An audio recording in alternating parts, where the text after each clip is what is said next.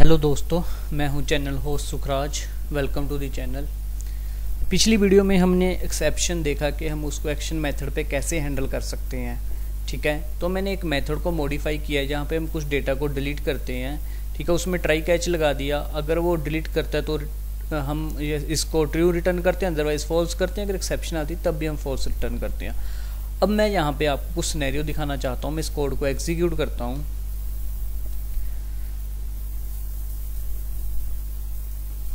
देखो, मैं आपको अपना डेटाबेस दिखाता हूँ। अगर आप मेरे डेटाबेस में देखोगे, यहाँ पर एक ही रिकॉर्ड है 6 ID से, जिसका नाम है सुखराज। उसके बिना यहाँ पे कोई भी रिकॉर्ड मौजूद नहीं है। ठीक है, तो हम इसको डिलीट करने की कोशिश करते हैं। डिलीट के अंदर आते हैं, ठीक है, और ट्राई इट आउट पे ट्राई करते हैं। मैं क्या करता हूँ, अब यहाँ पर लेट्स से मैं यहाँ पे 5 डालता हूँ। 5 तो एग्जिस्ट ही नहीं कर रहा मेरे डेटाबेस में, तो यहाँ पर आया। उसने प्रॉपरली इसको एग्जीक्यूट करना है। ठीक है, तो एक मिनट, मेरे पास कुछ एक्सेप्शन है। I don't know what is the exception, लेकिन अब वो चलो एक्सेप्शन में ही आ गया। एक्सेप्शन भी देख लेते हैं। Value can not be null. I think मैंने 5 यहाँ पे भेजा। ओके, यहाँ पे मैंने चेक नहीं लगा रखा, if this is not is equal to null, right. उसने क्या करा, एग्जिस्टिंग यूजर ही एग्जिस्ट नहीं कर रहा। चलो ठीक है, ये एक अच्छा सिनेरियो हुआ। यहाँ पे क्या आया, हमारे पास एक्सेप्शन आ गई। अब मेरे पास 5 से रिलेटेड कोई यूजर ही एग्जिस्ट नहीं कर रहा। जब उसने यहाँ पे इसको गेट किया, एग्जिस्टिंग रिकॉर्ड नल आया, लेकिन मैंने एग्जिस्टिंग रिकॉर्ड को रिमूव कराने की ट्राई किया। जब मैं उसको ट्राई किया मैंने, तो उसने बोले कि ऐसा हमारे पास कोई पैरामीटर एंटिटी, मतलब ऐसा कोई यूजर एग्जिस्ट ही नहीं कर रहा, तो मैं किसको रिमूव करूँ। तो उसने मुझे एक एक्सेप्शन रिटर्न करी। ठीक है, एक्सेप्शन ये किसी भी टाइप की हो सकती है। अब यहाँ पे एक्सेप्शन है, डेटाबेस की एक्सेप्शन है, राइट। ये क्योंकि ये ओरिजिनेट कहाँ से हुई है, डेटाबेस से हुई है। ठीक है, तो अब देखो, मैंने यहाँ पे डेटाबेस एक्सेप्शन तो नहीं लगाया उसने, फिर भी मैंने बेस क्लास लगाई, उसके अंदर हम उसको हैंडल किया और फॉल्स रिटर्न कर दिया। अब हम जाकर देखते हैं कि उसने इसको फॉल्स रिटर्न किया। यस, डिलीट तो नहीं कर पाया, लेकिन अब ये कोड देख रहे हो, यहाँ पे 200 रिटर्न किया। अब 200 का मतलब क्या होता है, आप नीचे आओ तो यहाँ पे लिखा है 200 मीन्स ओके। ओके मतलब सक्सेसफुल। उसने मतलब ये ऑपरेशन सक्सेसफुली ही एग्जीक्यूट किया, लेकिन यहाँ पे तो वो सक्सेसफुली एग्जीक्यूट हुआ ही नहीं है। यहाँ पे तो वो, वहाँ पे एक्सेप्शन आया था, एक एरर आया था। ठीक है, एरर में हमने फॉल्स रिटर्न किया यहाँ पे। अब मैं चाहता हूँ कि अगर मेरे को यहाँ पे यूज़र ही ना मिलता, यहाँ पे रिटर्न होना चाहिए था नॉट फाउंड, कि ऐसा यूज़र एग्जिस्ट ही नहीं करता, और यहाँ पे नॉट फाउंड का जो कोड है वो रिटर्न होना चाहिए था। ऐसे ही मैं चाहता हूँ, देखो सबसे पहले हम, जैसे हम इसमें देख रहे हैं कोड क्या होती है, मैं आपको एक बार कोड के लिए बता दूं। यहाँ पे मैंने एक लिस्ट ओपन की है। आप www.3school.com से इसको ओपन कर सकते हैं। हमारे पास मल्टीपल कोड होते हैं। ठीक है, जैसे कि जो 2x वाले 200 वाले होते हैं वो सक्सेसफुल कोड मानते हैं हम उनको, जिसके 200 ओके। जब हम कुछ बनाते हैं, हम क्या करते हैं, मतलब हम कोई कुछ नया बना रहे हैं मतलब सर्वर के अंदर, तब हम 201 भी रिटर्न करते हैं। इसका मतलब होता है कि वहाँ पे कुछ सक्सेसफुली क्रिएट हो गया। अदरवाइज हम 200 भी रिटर्न कर देते हैं कि कोई एक्सेप्शन नहीं आया, कोई एरर नहीं आया, प्रॉपरली सक्सेसफुली हमारी जो रिक्वेस्ट थी वो एग्जीक्यूट हुई है। ठीक है, और उसके बाद हमारे पास 400 वाले होते हैं। 400 बैड रिक्वेस्ट। बैड रिक्वेस्ट का मतलब क्या है, हम कुछ डेटा पास कर रहे थे, लेकिन मान लो कोई रिक्वायर्ड डेटा था, मैंने बोला कि फर्स्ट नेम रिक्वायर्ड है, लेकिन मैंने अपने पेलोड में वो पास ही नहीं किया, तो वो बैड रिक्वेस्ट हो गया। मान लो मैंने मेंशन कर दिया कि जो आईडी है वो मेरी हमेशा ग्रेटर देन 0 होनी चाहिए, मैंने पेलोड में -1 पास कर दिया। मान लो मैंने डिलीट करने के लिए यहाँ पे -1 पास कर दिया, विच इज़ बैड रिक्वेस्ट, मतलब वो डेटा सही नहीं है, तो उसके केस में मुझे बैड रिक्वेस्ट रिटर्न होना चाहिए।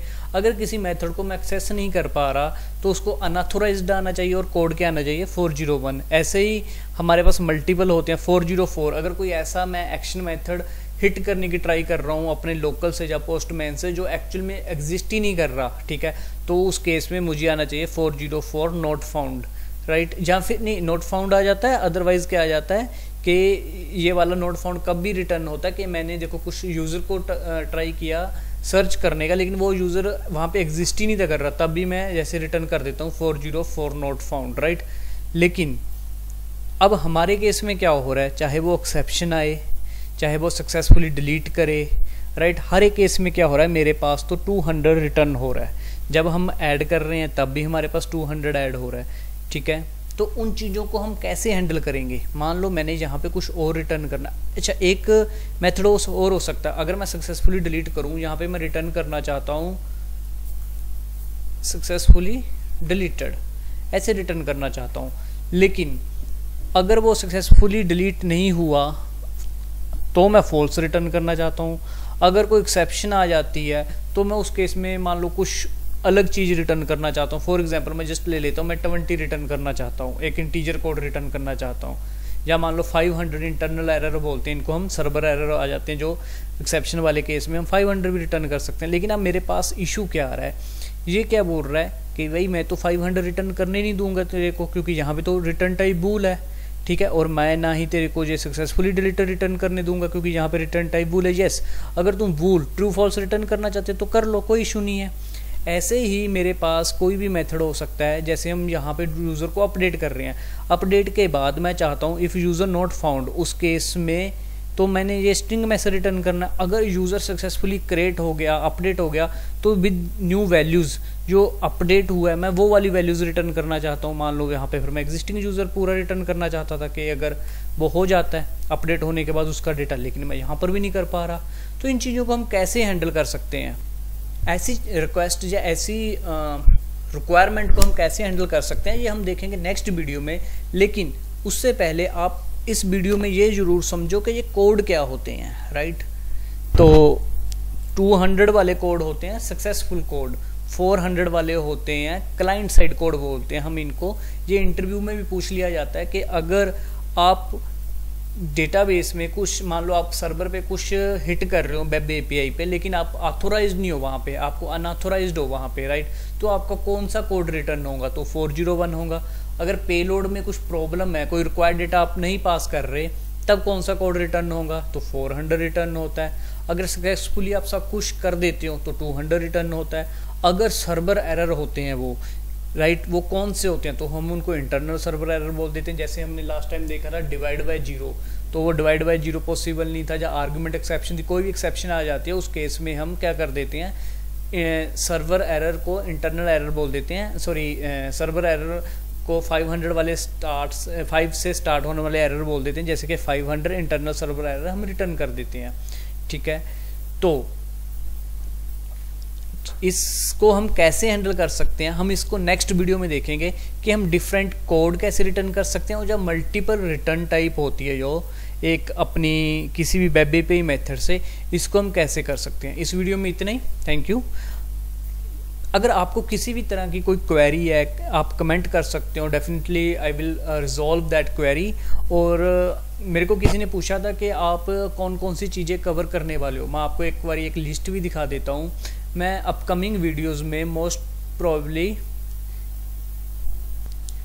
ये आपको जो लिस्ट दिख रही है ना, मैं ये पूरा कवर करने वाला हूँ, और इसमें इसके अलावा भी कुछ वीडियोस ऐड होने वाली है। आपको यहाँ पे 23 वीडियोस दिख रही हैं, लेकिन ये टोटल वीडियो अराउंड 35 होने वाली है। मैंने एक अलग लिस्ट बनाई है, मैं आपको वो भी शेयर कर दूंगा। तो टोटल अराउंड 35 वीडियोस होंगी जिसमें हम पूरा वेब एपीआई को A to Z कवर करेंगे with different scenario, with pattern and everything. Thank you. इस वीडियो में इतना ही।